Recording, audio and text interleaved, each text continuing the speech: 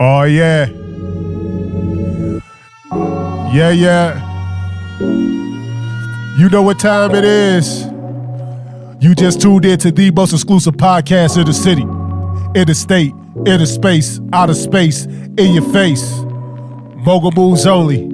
You did. Let's just make a sequel. Yeah. I wanna see you again. I don't wanna. And I got a heavy hit of the game right now. We are just friends, don't mind all the On one of the biggest tracks of the year right now. In all of the drama. With one of the biggest bosses right now. They don't think that you a star. And we gonna go up right now. Yeah. That you are so worthy, you know I barely. So y'all sit back. I got a real treat for y'all. Yeah. Just let that shit rock. We know they're all wrong. We know they're all wrong. I feel like I gotta close my eyes to that shit. We know they're all Yeah. wrong. Wanna lay in bed and adore you. I know y'all gonna really enjoy this one. To touch you. Celebrity in the building. To tell you how much I want you. Mogul moves only. That's our only moves we making. You understand? But I know I gotta wait till the weekend. I know that you gotta go to work, so committed. I just wanna respect you as a woman. I'll cook you a meal instead. Don't worry, just lay your head down. I'm so happy that you found me. Don't want anyone else around me. I don't wanna hear the crowd. I wanna feel the rhythm. Yo, you gonna turn that down? Yo, you just tuned in to the most exclusive podcast, Mogul Moves Only, with your boy, Big D the Mogul, a.k.a. Shook Diddy, a.k.a. Illuminati Jack, a.k.a. Big Thanos, a.k.a. Heaven on Earth, a.k.a. Nick Fury, a.k.a. Dry Rub Shawty. Why? Because I'm good before the drip. I don't need no sauce, you understand? And I got a heavy hitter. But y'all know, before I introduce my special guest, got to get to the business. Shout out to all my listeners on Spotify, Apple Music, iHeartRadio, Apple Podcasts, Podbean. Those who watching this on YouTube, hey, make sure y'all click that subscribe button. Make sure you share it. Make sure y'all comment, rate, all that good stuff, man. We checking in right now, Mogul Media Studios. Mogul Moves Only with your host, Big D the Mogul. If you're ever looking for the audio recording services, podcasts, studio time, cook-up sessions, want to do your own podcast like this, hit us up, mogulmediallc.com. Sorry again, mogulmediallc.com. Or hit us up, teammogulmedia@gmail.com if you'd like to be a guest or love to be a sponsor. We would love to have you guys. But back to the basics on why we really here. Ladies and gentlemen, I got a big, heavy hitter in the game. I know y'all see him all over the streets. One of the most sought-after vocalists in the game right now. He's just been featured on my favorite artists of all time. Definitely my top 5 new album, Port of Miami 2, on the Rick Ross. Y'all heard him on this track, Bogus Charms, with Rick Ross and Meek Mill. And ladies and gentlemen, welcome to the stage or to the podcast, Sam Harvey. Let me get the round of applause one more time. There's some explosions. There's some horns. We're going to just get it elated, man. I appreciate you coming out, man. Yeah, man. And joining me, man. I feel like exclusive. You said you haven't done many interviews, so I'm glad to be one of the first ones because it's a lot of platforms in the city that's definitely going to be after you, man. But how you doing? I'm doing well, man. I mean, you looking amazing. Always looking like a star. Thank you. You know what I'm saying? Like I said, off the air, I remember the first time seeing you probably 2 years ago. I walked in the room in the studio, and as soon as I saw you, I was like, damn, that kid, just your whole makeup just look immediately like this is what you was born to do, man. Thank you, bro. So we came into a single, man. Kind of tell us about that single we came into, because that joint was fire. Yeah, man. That's that's the second single I actually put out called They're All Wrong. And yeah, man, I think I'm going to re-release it a little bit later. Okay. I think it needs some more exposure, you know? Absolutely. So now, where can people find it? You can find it on Spotify, Apple Music, Tidal, SoundCloud, everywhere. Okay. Yeah. streaming platforms. So the name Sam Harvey, is this like your actual government name, or this is just your artistic name? So you just kept it simple? Yeah, my name's Samuel Preston Harvey. Okay. And I just made it Sam Harvey. That is a very, very Caucasian name. Very, very Caucasian. It's all good, man. So anyway, man, a lot of things happen around, man. Of course, we want to get to the, the music. So definitely the big congratulations to you on the Rick Ross placement. That's dope. So we definitely go check into that. Yeah. But before we get into that, man, just want to kind of get into some current topics, man. Everybody going crazy. Yeah. At least in black to the world and the black people world about the Popeyes chicken versus this Chick-fil-A. Have you tried it? Did you? No, I haven't. You know why? Because it's always sold out. It's always sold out? Always sold out. I just went there before I got here. Oh, damn. So you tried to get it? Yeah. See, it's not a black thing. See, I don't feel bad now. You know what I'm saying? Black Twitter, we get all hard on each other, talking so we ain't supporting shit. If we support each other like we support this chicken, you know what I'm saying? But Popeyes is dope. Hey, shout out to Popeyes, man. Oh, yeah. I hope to taste the chicken one day. But people get all this fanfare about chicken, but my favorite chicken sandwich comes from Wendy's. The spicy chicken sandwich for Wendy's, that joint be hot. It be popping. Okay. Like, don't get me twisted. Chick-fil-A is very upper echelon. It's very premium. Yeah. But people sleeping on the Wendy's joint. Okay. I can respect that. So a lot of other things, I know I tried to talk to another guy, and maybe this me showing my age. Yeah. Did you go see Lion King? No, man. I was about to, and then everybody told me like they were very disappointed. So I didn't get around to go see it, but it's all good, man. So a lot of lists is popping off in the city right now, right? So like everybody dropping their top 50 artists of all time. Yeah. Right now, who would say up top 5 artists, whether it's hip hop or any genre all time? What's your top 5? Man, SZA, Billie Eilish, Tyler the Creator. Man, there's so many out there right now. Black Bear's dope. Lucky Day. Okay. He's freaking crazy. Yeah, I've been listening to his couple EPs he's put out, and they're dope. And I love her. She's dope. She's dope. Absolutely. Yeah. Growing up, like, what was some of your top musical influences? So my dad is 73 years old. Okay, wow. So born in 1947. And you how old? I'm 22.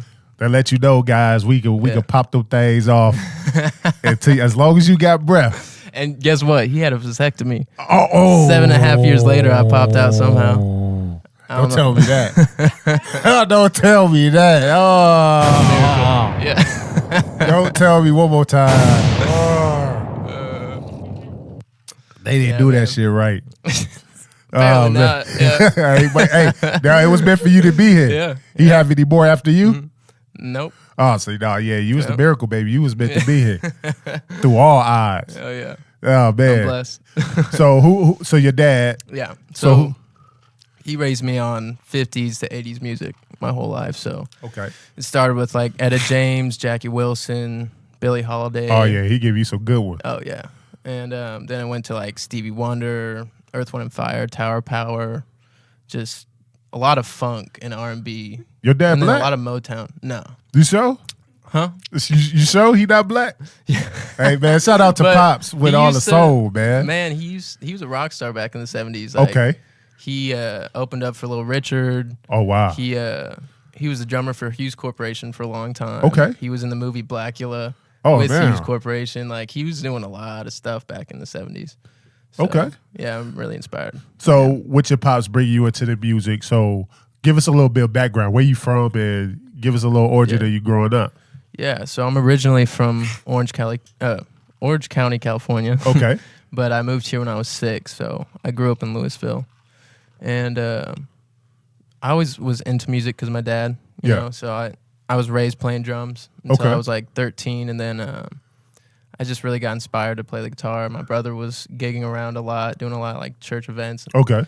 And so I was like, maybe I could do that, you know. Oh, that's dope. I picked up the guitar and went on YouTube and taught myself how to play. Oh, wow. And once I started doing that, I just started singing with it. And, you know, I was hanging out with my best friend one time, and I would always just sing like for fun, just because it was funny, you know. But then he was like, yo, like, you could actually sing. And I was like, huh. Start pulling the girls with it? Was the girls coming around, crowding around? The thing is, no, man, like in that period of time, I didn't tell anybody, not even my brother, for like months and months and months. Because I just wanted to keep improving. You know, what you said that, you know what that kind of reminds me of? You ever watch Step Brothers? Where they was in a room, he was trying to get Will Ferrell to sing. Yeah. It's like, you have a voice of an angel. That's what that shit reminds me of. But no, go ahead, my bad. I didn't mean to cut you off. So like with your brother, and so you started singing. Yeah. So after I was practicing for a while, I showed my brother. I was like, hey, I learned a couple songs. I learned like a Maroon 5 song. Okay. And I showed him, and he was like, what? Like, how did you do this? And so he let me open up at a coffee shop. And that was my first gig. And I was 15. And it was a weird experience, but it was dope. Like, it was the first time I really sang in front of anybody. And even though it was a coffee shop, I was so nervous. Like, I can extremely imagine. nervous, yeah. And I see like 2 18-year-old, 19-year-old girls out there. I'm 15. And after I sang the song, like one of them came up to me, asked me for my number, and my mom's like sitting right there, and she's like, no. Not happening. She's tatted up with a cigarette in her mouth. 15 years old. She was about to take you down, buddy. Yeah, it was funny. Oh, man. So get into the vocal. It's like, at what point in time did you start taking it seriously and then start getting to the studio phase of everything? Oof. Studio phase took a while. So like after that first gig, I was like, I can really do this. So I started gigging at different coffee shops. Then I started going to bars in Dallas. And, at 15? Yeah, 15, 16. Oh, wow. Yeah. Okay. Yeah, so late 15, I started going to bars. When I was 16, I really started gigging. Okay. And so one of the main bars I played at was the Free Man. Okay. And, man, I have a lot of good memories there. I used to go there. I used to go to a lot of open mics in Deep Ellum. And I would just play my acoustic set, and I would have like a 10 to 20 song acoustic set that I would, switch up when I go to different gigs. And that's how I would practice, and get used to it.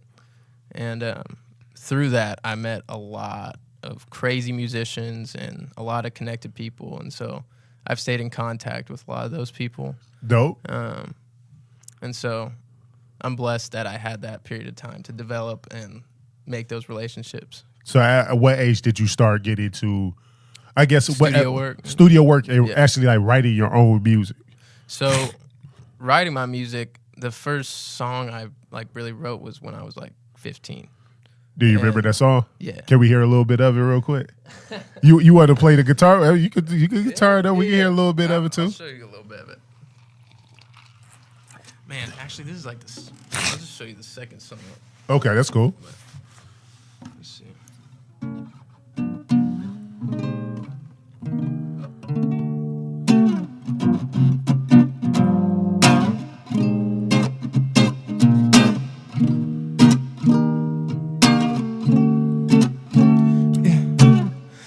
Playing silly games is your specialty, but I can't stand them, 'cause all they do is hurt me. Yeah. You push my feelings to the side once again. While you're sitting on the fence, I had my expense, 'cause my heart is breaking into a million pieces, into a trillion pieces. Oh, 'cause your light switch mentality is not gonna work for me anymore. It will not work for me anymore. Yeah. Oh, whoa, yeah. Another night, bumping a quiet storm. I'm the X-Man, this is anything but the norm. Good things come to an end, we were never friends. Now we're left with broken hearts, trying to make amends. Girl, you drive me crazy, like a broken car.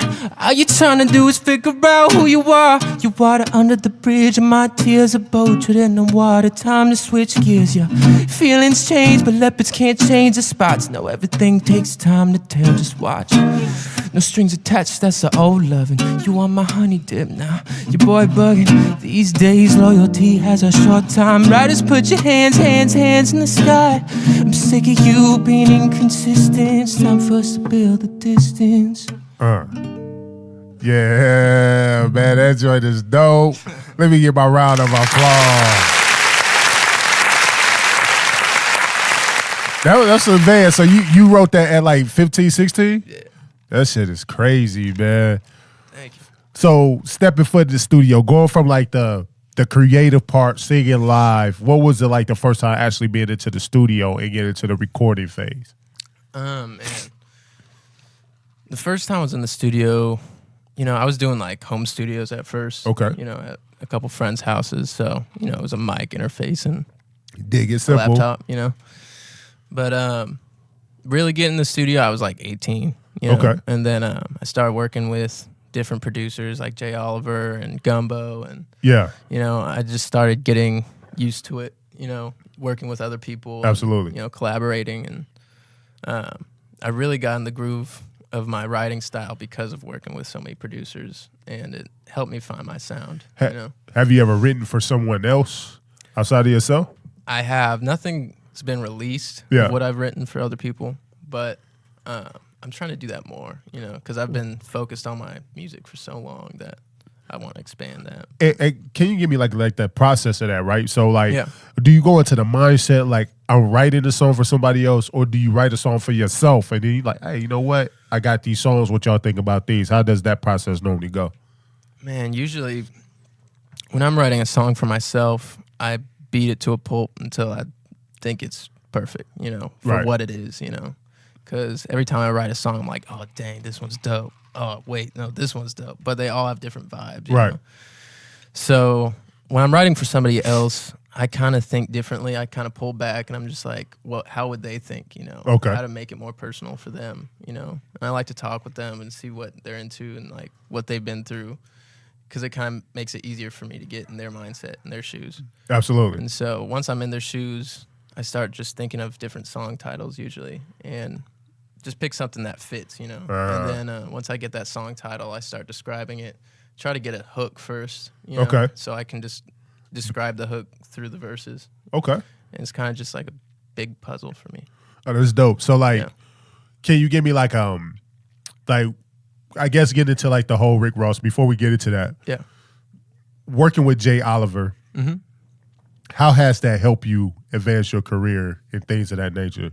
And what have you learned working with Jay Oliver and the Gumbos and stuff like that? Yeah, no, working with Jay was awesome. He taught me a lot of stuff about the industry. He's always been encouraging, He's always been there for me. And, it's funny how we work together because, like, he tells me I'm so anal, which I am, about my music. And so a lot of times we butt heads, but we lived together for like 3 years. Oh, wow. So okay. we became brothers, and so he's always helped me with connections and everything like that. And then Gumbo, he's just a really good friend that I met, at the same amount, like the same period of time. Okay. So when I started working with him, I was like, dang, this guy's crazy because I love R&B. Yeah. He kills R&B. He kills it. Absolutely. Yeah, so. If being in the industry, now that you tapping in and you definitely on the mainstream stage, and I promise everybody we're going to get to Bogus Charms and Rick Ross. What is the good and the bad that you've seen so far getting to this point of the industry? The term starving artist is really a thing. Yeah. I wouldn't say struggling because I'm blessed and thankful for what I have and what I've been through.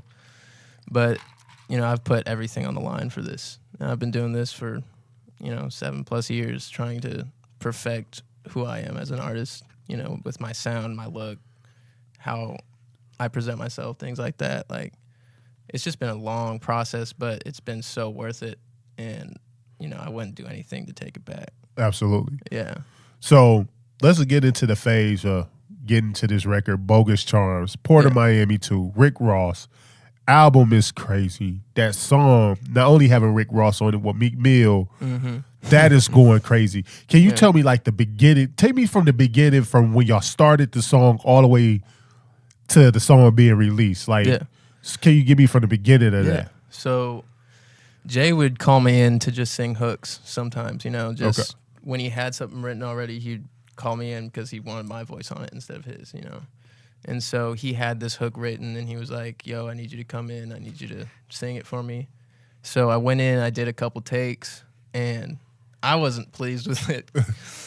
But he was like, no, we're keeping it. Like, it's perfect. And I was like, So I completely forget about this song.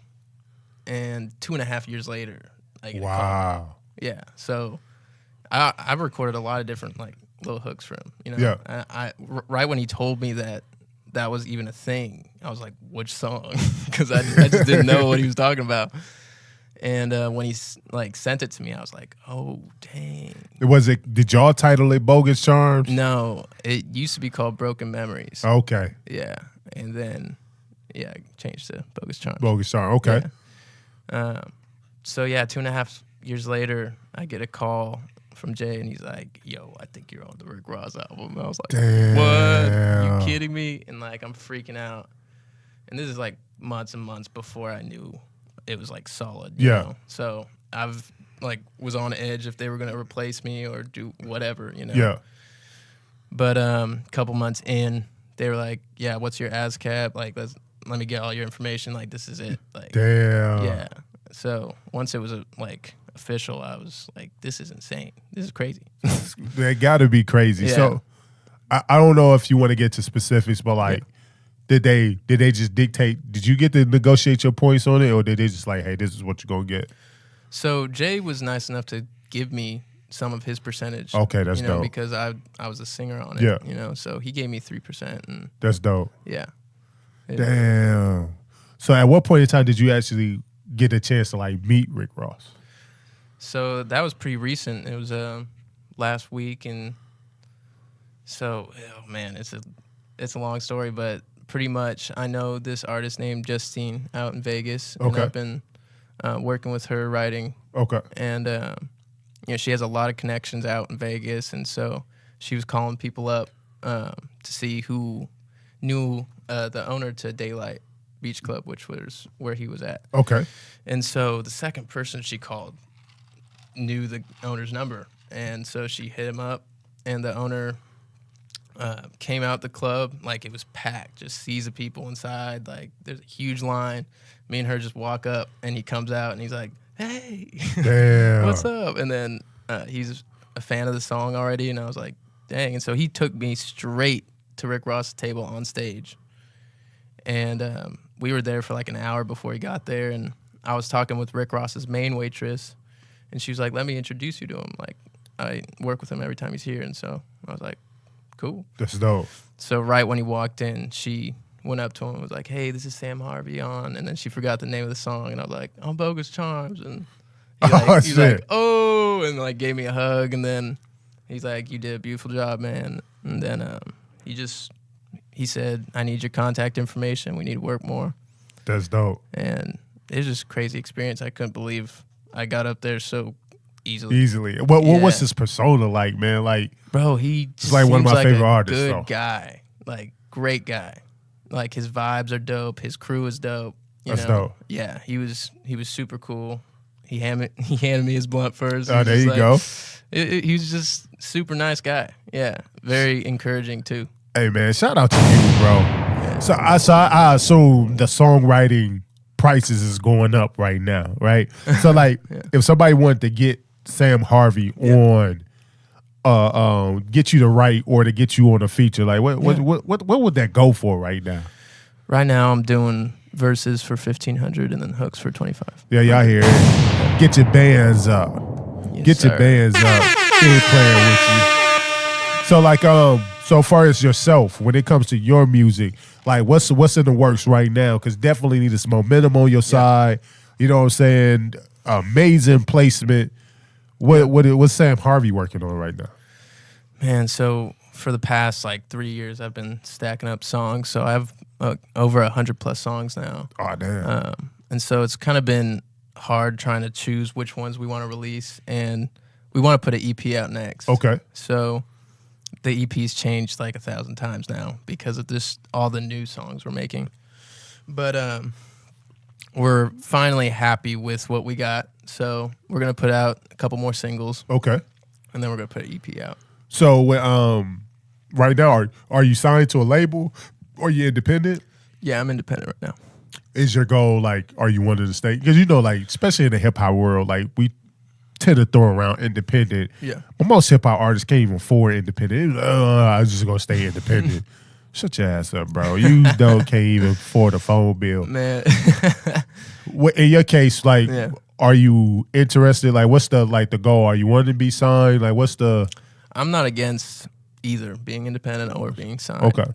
All I know is the papers have to be right, you know. Absolutely. And if they are, you know, I'm not afraid of signing to anybody, you know, unless, you know, they're gonna hold me back in some way. But that would be in the contract. In a perfect situation, is there anybody like in the industry that you would love to work with? Like, this is my number one person I would love to be in the studio with right now.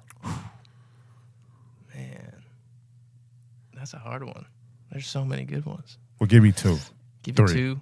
Okay, Stevie Wonder for sure. Absolutely. Yeah. He can't see shit, but he hear everything. Yeah, he can hear everything though. Everything. Man, I'll have to think on the other one. It's all good, man. Yeah. But so you already played us a little song earlier, man, but I would love for you to go ahead and give us another cover song, man. Yeah, man, I can play some with the guitar, man.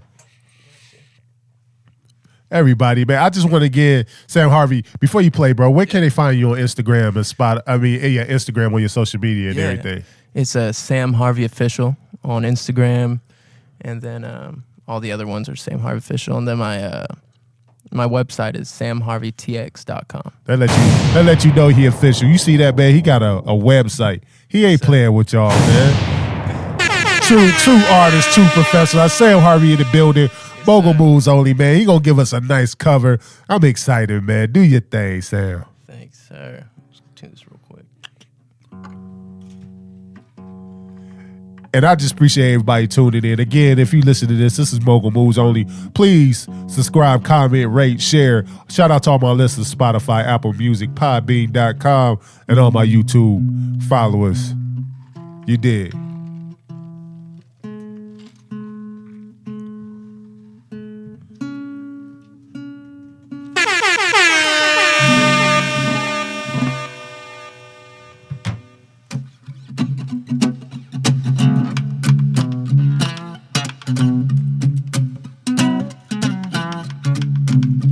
Sam Harvey. Very superstitious. Yeah. Writings on the wall. Very superstitious. Yeah. Ladders about to fall. 13-month baby. Broke the looking glass. 7 years of bad luck. Put things in the past. If you believe in things that you don't understand, then you're suffered. Superstition ain't the way. Oh, yeah.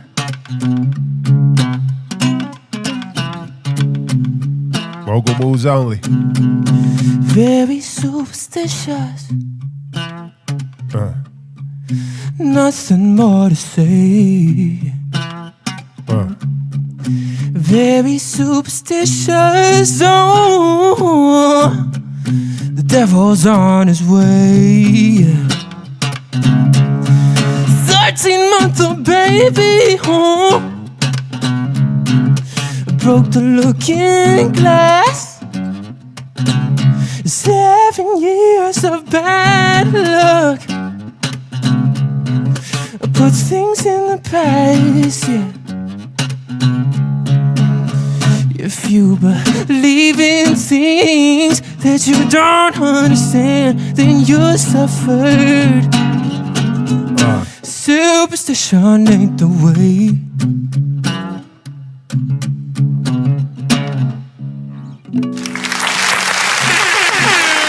Ladies and gentlemen, the sensational Sam Harvey killed it.